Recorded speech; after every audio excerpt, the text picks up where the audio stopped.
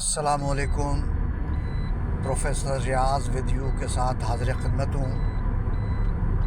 اس وقت میں link road سے اسٹیل ٹاؤن کی طرف جا رہا ہوں اور کوشش کروں گا کہ پولنگ اسٹیشنز میں ٹرن آؤٹ اور دیگر جو انتخابات سے متعلق ضروری چیزیں ہیں اور باتیں ہیں وہ آپ سے شیئر کروں۔ لنک روڈ پہ روایتی طور پہ ٹریفک بہت زیادہ ہوتا ہے، کیونکہ اس اسٹیل ٹاؤن کاٹھوڑ لنک روڈ سے ہی پورٹ قاسم اور کراچی پورٹ ٹرسٹ سے جو سامان کی ترسیل ہوتی ہے گاڑیوں کے ذریعے وہ اس علاقے سے ہوتی ہے۔ تو اس طریقے سے اس روڈ پہ بہت دباؤ رہتا ہے، لیکن آج جو ہے اس روڈ پر ٹریفک نہ ہونے کے برابر ہے، گاڑیاں بند ہیں، جس سے لگ رہا ہے کہ لوگ یا تو اپنی گاڑیوں کی حفاظت کی خاطر یا جو ہے وہ انتخابات کے سلسلے میں پولنگ بوتھ پر پہنچنے کی وجہ سے یہ گاڑیاں بند ہیں۔ جانے من، یہ جب میں ویڈیو بنا رہا ہوں تو اس کا مقصد اصل حقائق آپ کے سامنے رکھنے ہیں۔ مجھ سے کئی لوگوں نے فون کر کے بات کی اور انہوں نے اس بات کا شکوہ کیا کہ آپ ایک ترقی پسند روشن خیال شخص ہیں اور آپ نے اپنے جو سابقہ ویلاگز میں آپ کا جو رجحان رہا ہے وہ پیپلز پارٹی کی طرف زیادہ رہا ہے۔ میں ان دوستوں سے فون پر بھی اپنے موقف کی وضاحت کی اور اس ویلاگ کے ذریعے بھی میں وضاحت کرنا ضروری سمجھتا ہوں کہ اس میں کوئی شک کی بات نہیں ہے کہ میں پیپلز پارٹی کا ممبر ہوں اور نظریاتی طور پہ آج کے مخصوص عہد میں، آج کے حالات میں، جب سیاست کے اندر اتنی پولرائزیشن ہو چکی ہے اور پوری جو پولیٹیکل نیریٹو ہے وہ مصنوعی طریقے سے رائٹ ونگ یا سینٹر رائٹ کی طرف جو ہے نا وہ کی جا رہی ہے، تو اس وقت اس ملک کے تمام روشن خیال ترقی پسند اور جمہوریت پسندوں کی یہ ذمہ داری ہوتی ہے کہ وہ مطلب ایسی پارٹی جو کہ as compare to other parties بہتر ہو، اس کی نہ صرف ایڈوکیسی کریں بلکہ اس کے لیے کام بھی کریں۔ اور دنیا کے اندر جو لوگ یہ کہتے ہیں کہ وہ غیر جانبدار ہیں، تو سب سے پہلے وہ اپنے آپ ساتھ جھوٹ بولتے ہیں اور پھر اپنے دیکھنے، سننے اور جو ان کو پڑھنے والے ہیں ان سے جھوٹ بولتے ہیں۔ دنیا میں کوئی بھی انسان غیر جانبدار نہیں ہوتا، تاہم یہ کوشش ہونی چاہیے اور وہ لوگ کوشش کرتے ہیں کہ جو ہے وہ ممکنہ حد تک معروضی حقائق کو پیش کیا جا سکے، لیکن انفلوئنسز بہرحال ہوتے ہیں، میں اس کو ایڈمٹ کرتا ہوں۔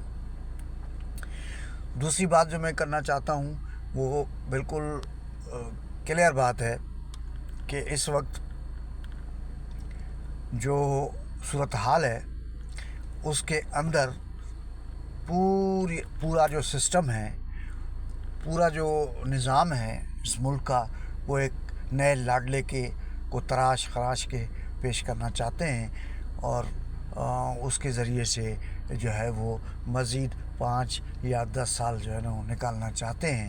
اور اس کی گفتگو اس طرح کی بات جو ہے وہ ملک کے معروف کالم نویسوں، میں کوئی یہ بات صرف اکیلا نہیں کر رہا ہوں، ملک کے معروف کالم نویسوں نے، تجزیہ نگاروں نے اپنے کالمز میں اور اپنے تجزیوں میں یہ پہلے سے کہہ چکے ہیں۔ اب اس سے کیا نکالنا چاہتے ہیں؟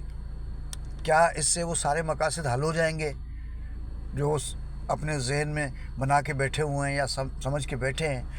ایسے بالکل ہوتا نہیں ہے. وہ مقاصد حاصل نہیں ہو پائیں گے.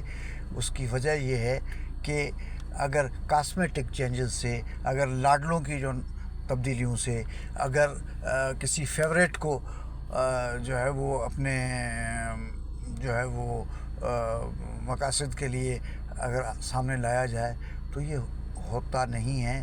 یہ سماجی سائنس، یہ پولیٹیکل سائنس کے جو تاریخ ہے یا جو ان کی جو ڈاکٹرائن ہے، جو چیزیں ہیں وہ بالکل مختلف بتاتی ہیں. تو اب یہ ضروری ہو گیا ہے کہ ریئلائزیشن کا عمل شروع ہونا چاہیے. اب جو ہے وہ جو معیشت ہے، اگر اس معیشت کو ہی لے کے سامنے رکھا جائے تو معیشت کے اندر خود جو ہے آپ کو یہ فیل ہوگا کہ جس نہج پہ ہم پہنچے ہیں تو اس سے کاسمیٹک چینجز، آرٹیفیشل چینجز یا کوئی موضوعی خواہشات کے نتیجے میں کوئی بدلاؤ نہیں آ سکتا ہے. اس کے لیے لوگوں کی عوام کی مکمل شراکت داری ضروری ہے، عوام کی پارٹیسپیشن اس کے اندر ضروری ہے، اور اس سارے گند کو ٹھیک کرنا ضروری ہے جو گزشتہ 72 سال 75 سال سے کبھی جو ہے وہ محب وطنی کے نام پہ، کبھی اسلامی جو ہے نا عقائد کے نام پہ، مذہبی جنونیت کے نام پہ، کبھی نیشنلزم کے نام پہ، کبھی جو ہے وہ کسی اور امبریلا کے نیچے یہ چیزیں کی گئی ہیں. اور ان ساری چیزوں کا جو ہدف رہا ہے وہ عوام رہا ہے، عوامی حقوق رہے ہیں، اور انسانی آزادیاں رہی ہیں، جمہوریت رہی ہے، اور سیاسی آزادیاں رہی ہیں، اور انسانی حقوق رہے ہیں، اور فنڈامنٹل رائٹس رہے ہیں. تو اب ان ساری چیزوں کو ریکگنائز کیے بغیر پاکستان کے حالات کو بہتر کرنا بہت زیادہ مشکل ہے. اب آپ یہ دیکھیں صورتحال کہ پاکستان جس کو تاریخ کی ایک بدترین تاریخ کا دور سمجھا جاتا تھا، اور وہ ایوب خان کا دور تھا. اس ایوب خان کے دور کے خلاف ایک عوامی مزاحمت بھی شروع ہوئی تھی، لیکن اس کے باوجود وہاں انڈسٹری کی کیا صورتحال تھی اور دیگر چیزوں معیشت کے انڈیکیٹرز کیا تھے.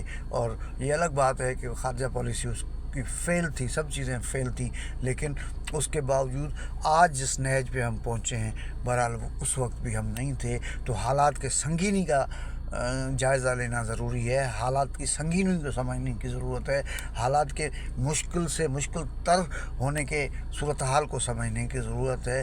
اور مطلب کسی کو لا کے بٹھانے سے یا کسی کے لیے کوئی اکثریت جو ہے وہ بنا کے ان کو دینے سے، یا کسی اور جو میتھڈ ہے جس میں عوام کی شراکت داری اور شرکت نہ ہو، اس کے ذریعے سے کچھ بھی ممکن نہیں ہے. لہذا سب کو بطور ایک انسان کے، بطور اس ملک کے شہری کے سوچنا چاہیے. اور سب سے اہم بات ہے کہ اس ملک کے جو مزدور ہیں اور کسان ہیں، اپنے زندگی کے حالات سے تنگ آ کر پورے طریقے سے پولیٹکس سے جو ہے نا وہ ارریلیونٹ ہوتے جا رہے ہیں. اور یہ ارریلیونسی جو ہے وہ کوئی ہمیشہ کے لیے نہیں ہو سکتی ہے، کیونکہ بہرحال تبدیلی کا جو پروسیس ہے وہ ایک سیاسی عمل کے ذریعے جو ہے وہ ہوتا ہے. اور جب یہ دوبارہ سیاسی عمل کے اندر شامل ہوں گے تو اس وقت یقیناً یہ